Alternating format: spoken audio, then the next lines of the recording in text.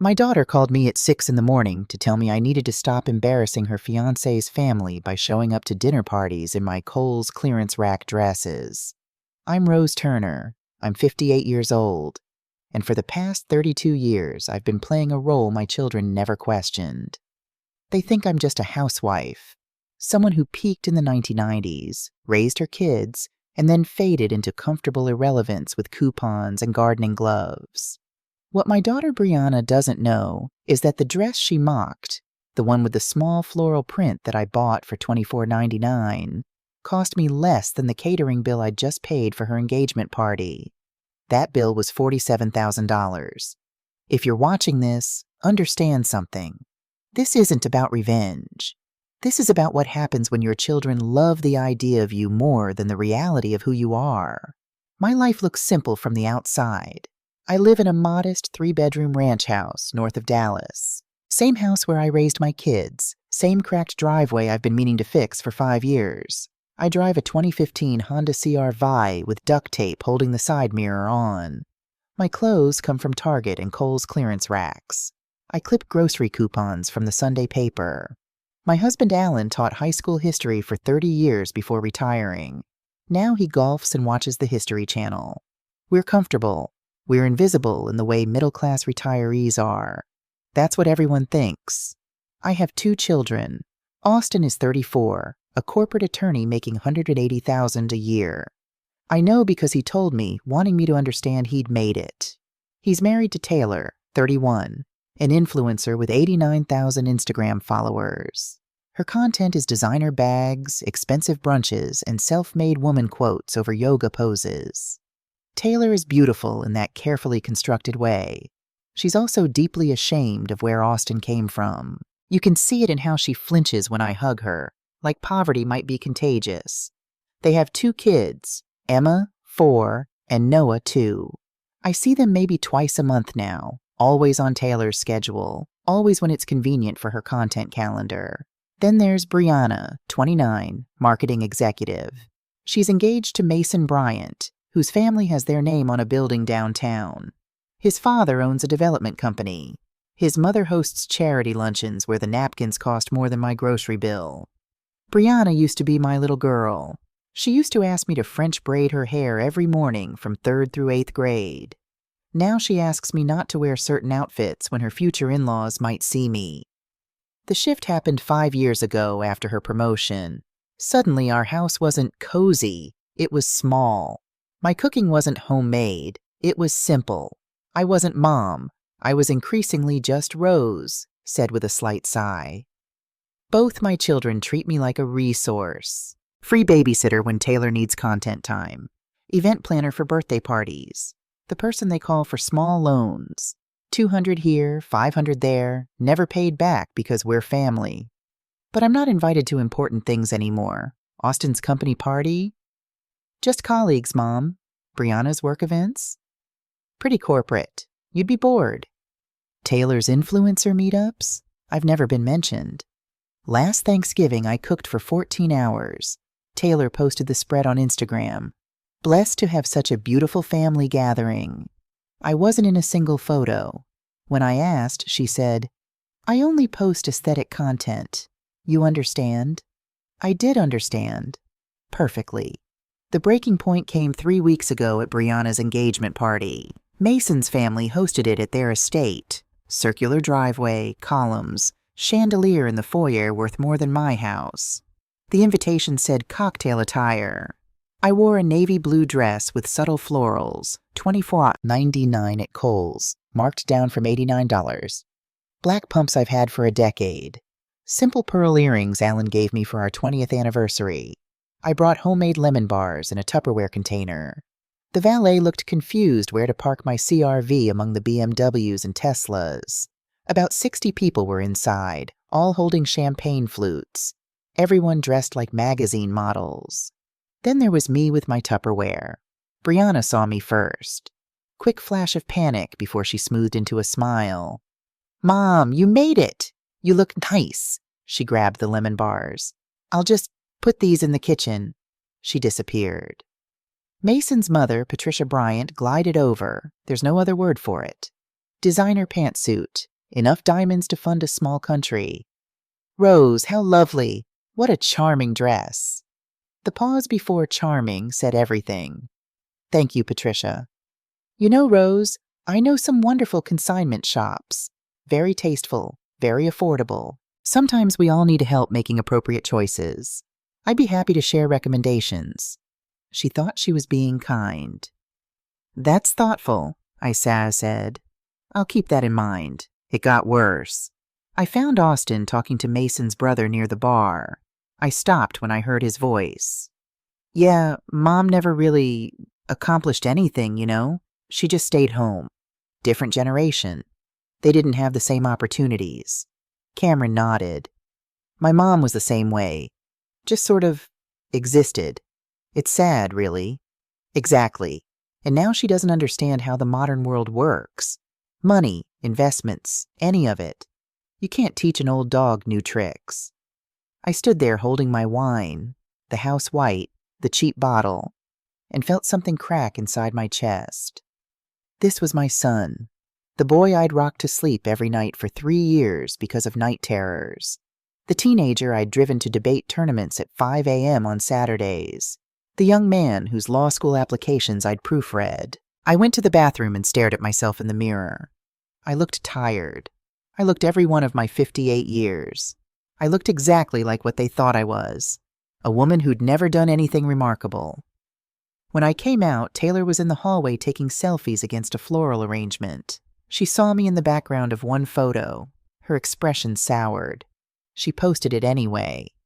Caption: when your MIL shows up to a black tie event in that Pray For Me of family struggles, 3,000 likes within an hour. 200 comments. Most sympathetic to Taylor. Some cruel about me. OMG, is she wearing floral? Someone needs to take Grandma shopping. This is why I have a dress code for family events. Sorry, not sorry. I left early. Nobody noticed. I sat in my car for 20 minutes, hands shaking. Not from anger, from grief. The grief of realizing your children don't know you at all. Alan was waiting up. One look at my face, and he wrapped me in his arms. That bad? Worse? Are you ready? I pulled back and looked at him. My husband, my partner, the only person in my family who knew everything. Not yet, I said. I need to see how far they'll go. 3 days later, I got my answer. Saturday morning. I was in my garden pulling weeds when Austin's car pulled into the driveway. Brianna's car right behind him. They found me in the backyard. Austin in designer jeans and a $150 polo. Brianna in expensive athleisure. Mom, we need to talk about your situation. My situation? Don't be defensive. We're worried. We want to help. They walked me inside, sat me at my own kitchen table, and proceeded to explain my life to me. Austin took the lead. Mom, Taylor and I think it's time to discuss your future. You and Dad are getting older. I'm 58, not 80. But be realistic. This house is too much. The maintenance, the yard, the property taxes. What, $8,000 a year? That's money you can't afford to waste. Your house poor. Brianna pulled out her phone. Mason's family knows a wonderful senior living community. Very affordable. Senior living? I run 6 miles 3 times a week. It's about planning ahead, being smart. Austin pulled out a folder. Actual printed documents. We've put together a financial plan. Best option is selling the house. Market value around $420,000. After fees, you'd clear maybe $380,000. He showed me a breakdown. $150,000 to Austin for the grandchildren's college fund. $150,000 to Brianna for the wedding and house down payment. $80,000 for me and Alan for a comfortable apartment. My entire future in a spreadsheet. And if I say no, they exchanged a look. Mom, Brianna said gently, don't make this difficult. You've been showing signs of forgetfulness. You forgot Emma's birthday. I didn't forget. I sent her gift to Austin's old address deliberately, testing if anyone would notice. They noticed the mistake. They didn't notice I'd written it in different handwriting or included a test note. We've talked to an attorney, Austin continued. Texas has provisions for family property transfers, especially when there are concerns about the current owner's ability to maintain. Are you threatening me? We're preventing you from making poor decisions. You're asset rich, cash poor. Do you have $12,000 for a new HVAC when yours fails? I need to think. Think fast. We've drafted preliminary documents. We want to move forward in 2 weeks. After they left, I sat staring at their spreadsheet. They'd calculated my worth down to the dollar, divided up my biggest asset like splitting a restaurant check. I called Alan. Honey, it's time. You're sure? They threatened legal action. Our son threatened to take our house. Long silence. I'll make the call, he said. Tomorrow? Tomorrow. That night I couldn't sleep. I kept thinking about Austin at 5, crying over a scraped knee. Brianna at 7, showing me her Mother's Day card. You're the best mommy in the whole world. When had I stopped being the best mommy? At 3 a.m., I went to my home office, the small room the kids think contains old photos and tax returns. I opened my filing cabinet, the real one, locked for 32 years. Inside were documents my children had never seen, articles of incorporation for RM Holdings dated 1992, property deeds for 23 commercial buildings across Texas and Oklahoma, bank statements showing liquid assets of $41.3 million, a Bloomberg profile, the invisible real estate queens of Texas. I took photos with my phone. Yes, I have a smartphone. Then I made my list. 3 phone calls that would teach my children the most expensive lesson of their lives. First, Patricia Williams, my attorney for 20 years. Second, Rebecca Stone, my business partner. Third, the call that would set everything in motion. I looked at my watch. 3:47 a.m. In 5 hours, my children's world would start to crumble. I didn't feel angry. I felt sad. Sad it had come to this. Sad they'd valued me so little. But mostly I felt determined. They wanted to teach me about financial planning, asset management, smart decisions. Class was about to begin. I made 3 phone calls the next morning. The first was to Patricia Williams at 8 a.m. sharp. Patricia, it's Rose. I need the documents we discussed. All of them. I want everything ready by this afternoon. Rose, are you absolutely certain? Once we file these, I've never been more certain of anything in my life. Understood. I'll have everything ready by 2 p.m. The second call was to Rebecca Stone, my business partner for the past 15 years. Rebecca and I started small, 2 women with big ideas and modest capital. Now RM Holdings was worth $67 million, and Rebecca ran the daily operations while I stayed blissfully invisible. Becky, it's time. I need you to accelerate the foundation timeline. The $40 million charitable foundation? Rose, that's not supposed to launch until next quarter. I need it announced this week, and I need my name attached. Full name, Rose Mitchell Turner. Silence on the other end. Then your kids? Found out exactly what they think I'm worth. Oh, honey, I'm so sorry. Don't be. Just get me the press release by Friday. The third call I didn't make immediately. I waited. Because timing, I'd learned in 32 years of business, was everything. 2 weeks passed. I didn't hear from Austin or Brianna. Taylor's Instagram went suspiciously quiet. No family content, no mention of her mother-in-law, nothing but generic motivational quotes and product placements. I went about my life. Gardening, book club, grocery shopping with my coupons. I waited. Then, 12 days after our kitchen table confrontation, Brianna called. Mom! Her voice was tight, controlled. We need to talk. It's an emergency. What kind of emergency? The wedding venue. Parker Estate just canceled. The owner sold the property to some developer. Our $85,000 deposit is gone. The wedding is in 2 weeks, Mom. 2 weeks and we have nowhere to hold it. I could hear Mason in the background, his voice raised. I could hear Brianna crying. I'm so sorry, sweetheart. That's terrible. I don't know what to do. Every venue in Dallas is booked. Mason's family is furious. His mother keeps saying this makes us look disorganized and unprofessional. Taylor's been posting about it. She's making it worse. What about Riverside Gardens? I asked quietly. Mom, that's the premium venue in Dallas. It costs $120,000 for a weekend. We can't afford—" She stopped. Wait, how do you even know about Riverside Gardens? It's beautiful. Perfect for a wedding. Let me make a call. Mom, you can't just call them. You need connections. You need— Brianna, let me make the call. I did it right there on speakerphone while Brianna listened. Riverside Gardens Events, this is Michael speaking. Michael, this is Rose Mitchell, RM Holdings. Ms. Mitchell, of course, how can I help you? I need the venue for the weekend of the 23rd. Personal event. Family wedding. I could hear him typing. That weekend is available. We'd be honored to host your event. No charge, of course, as per your owner's agreement. Perfect.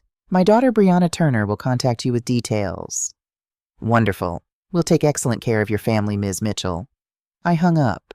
Brianna was silent for a long moment. Mom, what just happened? You have your venue, Riverside Gardens, no charge. Who's RM Holdings? My company, sweetheart, RM Holdings. I've owned Riverside Gardens for about 6 years now. Good investment property. You own— Mom, what are you talking about? Come over tomorrow. Bring Austin. We need to have a conversation. They showed up at 10 a.m. Austin brought Taylor, despite my not inviting her. Mason came with Brianna, looking uncomfortable. I had my iPad ready, the one they didn't know I owned. The one with access to every financial document, every property deed, every bank statement. Sit down, I said. I pulled up the RM Holdings portfolio and turned the screen toward them. Austin leaned forward, reading. His face went white. 23 commercial properties, 3 shopping centers, 1 office complex. He looked up at me. Mom, is this real? Completely real. This says the total portfolio value is $67 million. 67.2, actually. The market's been good. Brianna grabbed the iPad. You own Lakewood Plaza? That's where I go to— She stopped. Oh my God. My salon. My boutique. They're all in your plaza. Yes. Taylor was scrolling frantically on her phone. Her face had gone pale. The boutique I tagged last week. The one I told my followers was my favorite hidden gem. That's in Lakewood Plaza. Building 3, Suite 201, I confirmed. Nice shop. They pay $8,200 a month in rent. Austin stood up abruptly. Wait, Lakewood Plaza, Mom, that's where my law firm is. Yes, I know. Patterson and Associates. You've been working there for 6 years. You own the building where I work? I bought it 8 years ago. Prime location, good bones, excellent tenants. Your firm pays $45,000 a month. He sat back down like his legs had given out. Mason spoke for the first time. Mrs. Turner, I need to verify this. This would make you one of the largest commercial property owners in North Texas. Top 15, I said, but I keep a low profile.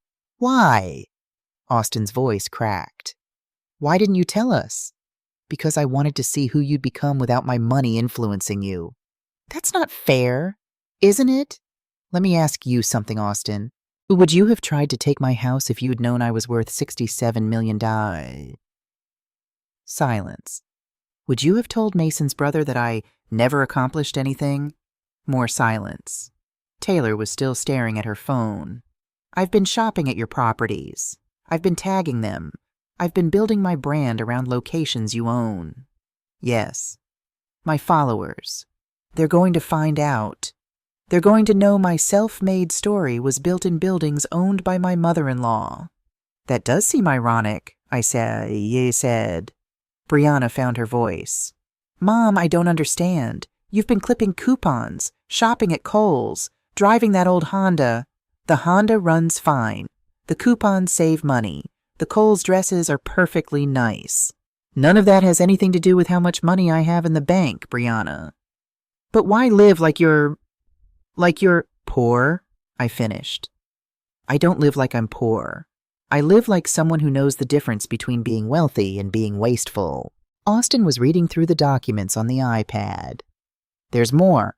Mom, this shows you started RM Holdings in 1992. I was born in 1990. You started this when I was 2? Yes. How? You were a stay-at-home mom. I worked during your school hours. Later, during your nap times when you were little, I was always home by 3 p.m., never missed a parent-teacher conference, a soccer game, or a bedtime story. I don't remember you working. That was the point. I wanted you to have a normal childhood, not one where you knew your mother was building a real estate empire. Taylor stood up. I need to go. I need to delete. I need to fix. She left without finishing the sentence. That evening, my phone started buzzing. Austin had told people. Or maybe Taylor had posted something. Or maybe someone at Riverside Gardens had mentioned it. By morning, it would be everywhere. Mason's mother called me directly. Rose, I had no idea about your assets. This changes the wedding arrangements entirely. We should discuss. Nothing changes, Patricia. Brianna gets the venue. That's my gift. Everything else stays as planned. But surely with your resources. Good night, Patricia. I hung up. 3 days later, I hosted a dinner at my house. I invited Austin, Taylor, Brianna, Mason, and Mason's parents. We need to clear the air before the wedding, I told them. They all came, probably expecting me to apologize or explain further. I served my usual homemade meal. Pot roast, mashed potatoes, green beans, the same dinner I'd been making for 35 years. Patricia Bryant waited until we were halfway through the meal. Rose, I think we're all curious. How exactly did a housewife acquire such substantial commercial assets? I set down my fork. I wasn't always just a housewife, Patricia. Before Austin was born, I worked in commercial real estate. I was good at it. In 1992, I had $50,000 saved, money I'd earned myself. I bought my first small office building. While raising a toddler, Patricia's eyebrows rose. I worked during his school hours.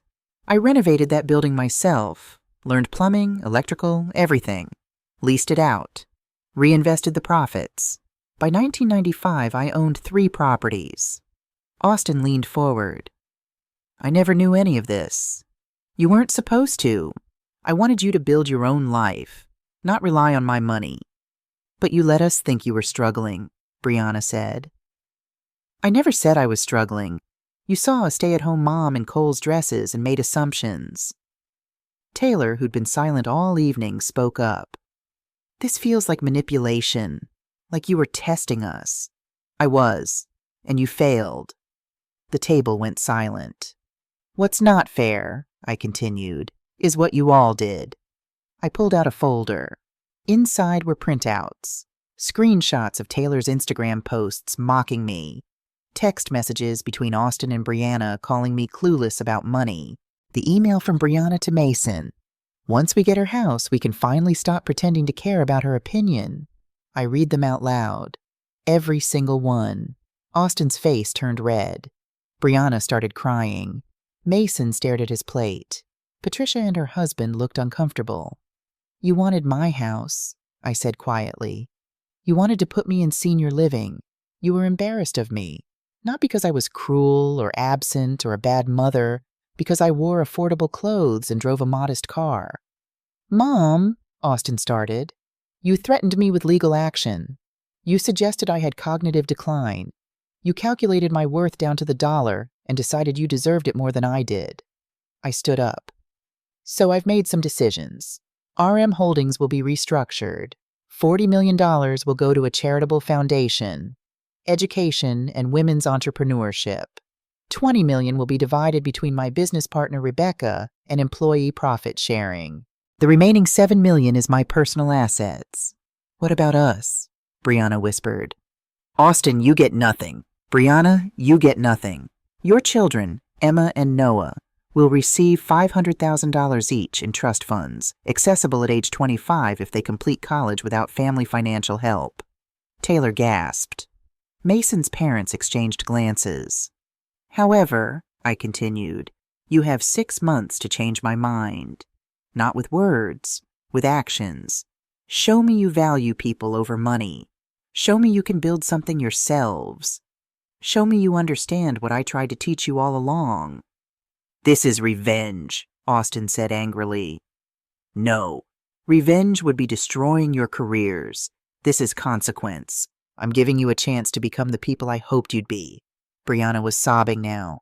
Mom, please, the wedding happens as planned, at Riverside Gardens. My gift. But that's the last gift until you earn your way back. They left in silence. All of them. Alan and I cleaned up together. He dried dishes while I washed. That was hard, he said. The hardest thing I've ever done. Do you think they'll change? I looked out the window at Austin's car pulling away, at Brianna's silhouette in the passenger seat of Mason's Mercedes. I don't know, I said honestly, but I had to give them the chance. That night I lay awake thinking about my children as babies, about all the sacrifices I'd made, all the hours I'd worked while they slept, all the dreams I'd built for them. I'd given them everything except the truth about who I was. Maybe that had been my mistake all along, or maybe it had been the greatest gift I could give them, the chance to love me for who I was, not what I had. Now we'd find out which version of their mother they truly wanted, the one in the Kohl's dress, or the one with $67 million they never knew existed. Either way, the next 6 months would reveal everything. The morning after the confrontation dinner, I woke to silence. No phone calls, no texts, no frantic messages from my children begging me to reconsider. Just silence. Alan brought me coffee on the back porch. How do you feel? Like I just cut off my own arm, I said. But it was the right thing to do. He kissed the top of my head. Give them time. Time. That's all I was asking for. 6 months to prove they could value people over money. 6 months to show me they understood what really mattered. I didn't know if it would be enough. Taylor posted a video 3 days after the dinner. I didn't watch it initially. Brianna called me, crying, to tell me about it. Mom, she's telling everything, the whole story. She's crying on camera. It's going viral. I found it on my phone. Taylor, bare-faced without her usual perfect makeup, sitting in her car. I need to be honest with you all, she said to the camera, voice shaking. I've been living a lie.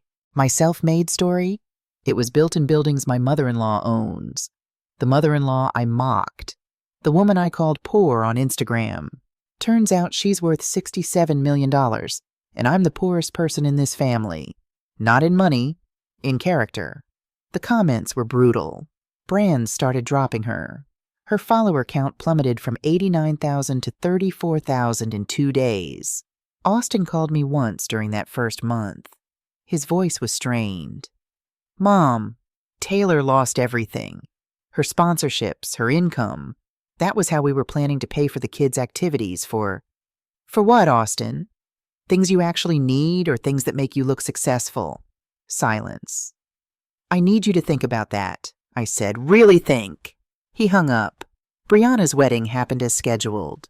Riverside Gardens was beautiful. Magnolias in full bloom, string lights over the outdoor pavilion, everything she'd dreamed of. I attended. I wore a new dress, not from Kohl's this time, but still simple. Navy blue, elegant, appropriate. Mason's family was polite but distant. Brianna barely looked at me during the ceremony. When she threw the bouquet, I stood in the back, watching my daughter marry a man whose family had taught her to be ashamed of her own mother. At the reception, I found Brianna alone for a moment. Congratulations, sweetheart. You look beautiful. She turned to me, eyes filled with tears. I don't know if I deserve this, any of this. After what I said about you, after what I tried to do. You have 6 months, I said gently. Show me you've learned. That's all I'm asking. Austin called at 2 a.m. on a Tuesday. Mom, are you awake? I am now. What's wrong? Emma's sick. High fever. Taylor's freaking out and we can't afford the ER copay right now. Not with Taylor not working and the credit cards maxed and his voice broke. I don't know what I'm doing. I don't know how to live like this. Take her to the ER, Austin. I'll call ahead and cover it. I thought you said no more help. I said earn your way back. Emma's health isn't a lesson. It's my granddaughter. Take care of her. We'll talk later. The bill was $2,400. I paid it without telling him. The next day he showed up at my house. He looked terrible. unshaven, exhausted, wearing sweatpants I'd never seen him in before. "Thank you," he said. For Emma. Of course. Can I help you with something? Your garden? The gutters? I saw they need cleaning. I handed him my gardening gloves. Weeds are winning in the back. I could use help. We spent 3 hours in silence, pulling weeds side by side. Austin had never gardened a day in his life. He did it all wrong. Pulled too hard, got dirt everywhere, probably destroyed some good plants along with the weeds. But he tried. When we finished, he sat on the back porch steps, filthy and sweating. "I never asked you about your day," he said quietly. "Growing up, you'd ask me about school every single day. And I never once asked what you did while I was gone. You were a child. That was my job. I'm 34 years old, Mom. I should have asked." Brianna started volunteering at a women's shelter. She didn't tell me. I found out from Rebecca, who served on the shelter's board. "Your daughter's teaching financial literacy classes," Rebecca said over coffee. "Every Tuesday and Thursday evening. She's actually quite good." She didn't mention it. Maybe she's trying to prove something to herself first, before proving it to you. Taylor got a job at a consignment boutique. Not as an influencer or brand ambassador, as a floor sales associate, $15 an hour. Austin sent me a photo one evening, him reading to Emma and Noah before bed. The caption, "Mom, did you read to me every night? I don't remember asking you to, but I'm doing it for them now. Thank you for doing it for me." I cried reading that text. Austin asked if he could bring the kids over on Sunday afternoons, not for babysitting, just to visit. "I want them to know you," he said. "The real you, not the grandmother I invented in my head." Those Sundays became sacred. We'd garden together. Emma loved the tomatoes. Noah collected earthworms in a bucket. Austin would ask me questions about RM Holdings, about how I built it, about the early days. "Why real estate?" he asked one afternoon. "Because it's tangible. You can see it, touch it, improve it. Every building I bought was something I could make better. Like raising children, I suppose. You start with potential and work to help it grow." "Did we grow the way you hoped?" I looked at him. Really looked. He'd lost weight. The expensive clothes were gone, replaced with Target jeans and plain t-shirts. His hands had calluses now from yard work. "You're growing now," I said. "That's what matters." Brianna showed up one evening with Mason. They'd moved out of his parents' guest house into a small apartment. "We're paying our own way now," she said. "Mason's working more hours. I took a second job teaching online marketing courses. It's hard, Mom. Really hard. But I'm learning what things actually cost." Mason added, "I never understood what my parents' money protected me from. The stress, the budgeting, the choices. I'm learning alongside Brianna. Your daughter is teaching me more than my MBA ever did." Taylor called me. First time she'd called me directly in 6 months. "Rose, it's Taylor. Can we talk?" We met at a coffee shop. She looked different. Still pretty, but real now. Less makeup, simpler clothes. "I deleted Instagram," she said. "Well, I started a new account, anonymous. I write about financial recovery, about rebuilding after you've lost everything. I don't show my face. I don't want followers. I just want to help people who made the same mistakes I did." "What mistakes were those?" Thinking worth was measured in likes, in brands, in appearances. She stirred her coffee. "I grew up poor, Rose. Really poor. When I built my following, when brands started paying me, I thought I'd finally made it. I thought I was better than where I came from. And now? Now I'm back where I started. $15 an hour. Shopping at thrift stores. Clipping coupons." She smiled. "And I'm happier than I've ever been. Because it's real. I'm not performing anymore. Austin told me you're the one who pushed him to start therapy. We're both in therapy. Couples counseling too. Turns out building a marriage on image doesn't work so well when the image crumbles. And now? Now we're building on truth. It's harder, but it's solid." My 59th birthday fell on a Saturday. I wasn't expecting anything. The kids knew I didn't like fuss.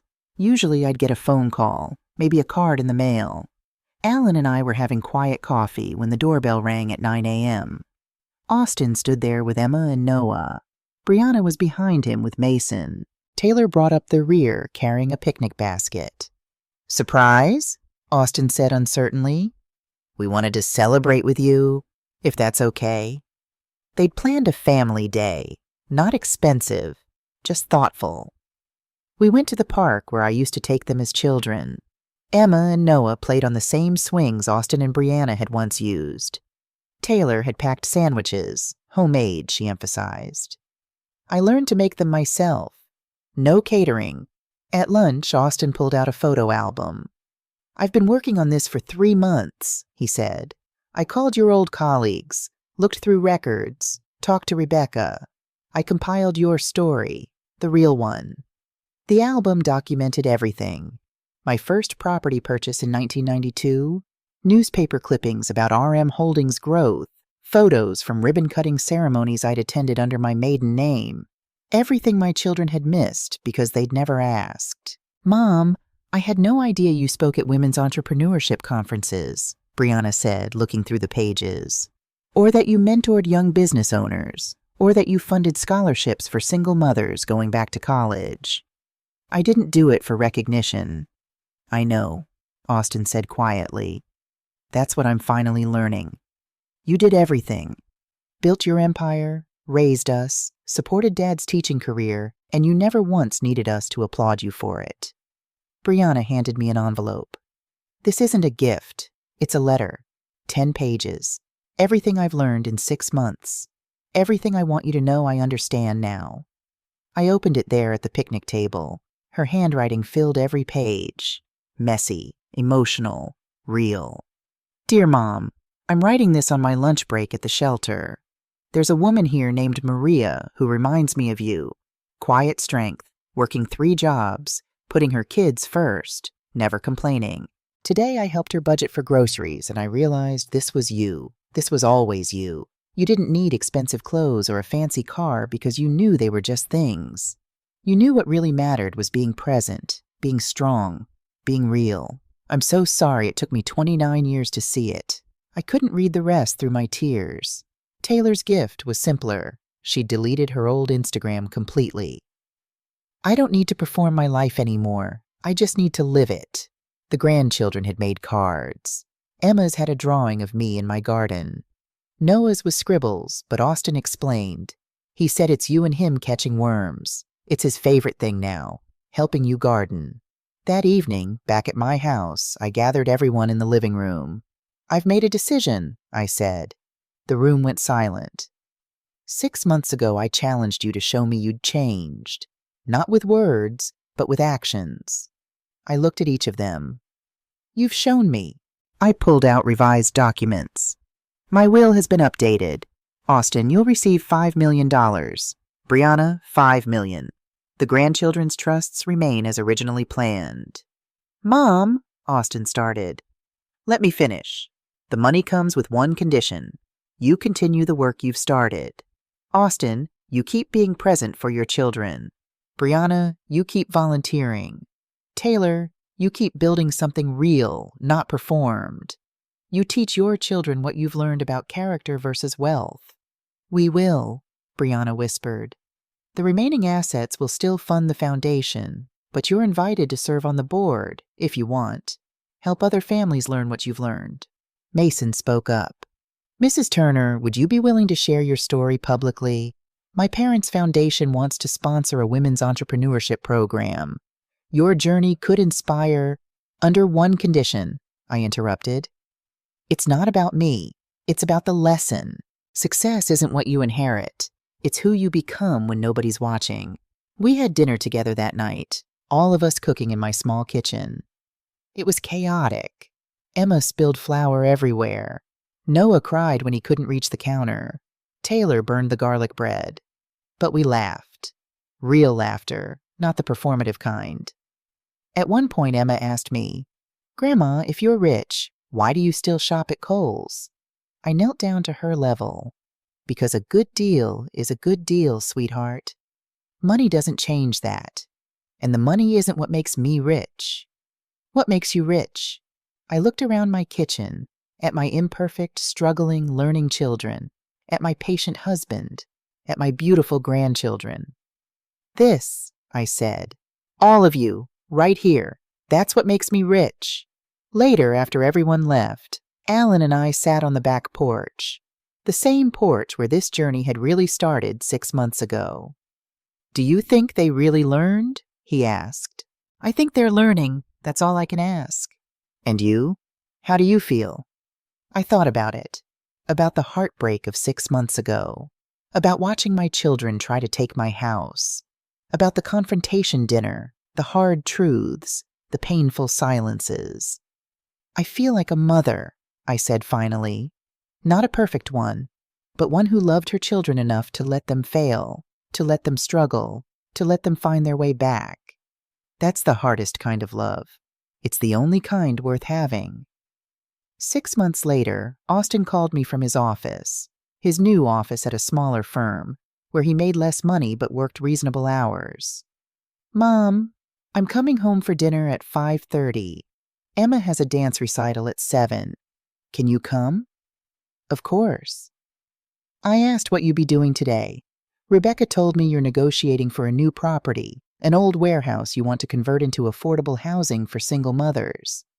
Rebecca talks too much. Mom, I'm proud of you. I should have said that years ago. I'm proud of everything you built, but I'm more proud that you built it while still being present for us. I didn't appreciate it then. I do now. Thank you, sweetheart. And Mom, I'm wearing a Kohl's shirt to the recital. It was on clearance, $24.99. He laughed. Turns out it fits just fine. Some people never learn that the best inheritance isn't money, it's character. My children learned. It cost them 6 months, countless tears, and the hardest self-examination of their lives. But they learned. And that lesson? That's worth more than $67 million. That's worth everything.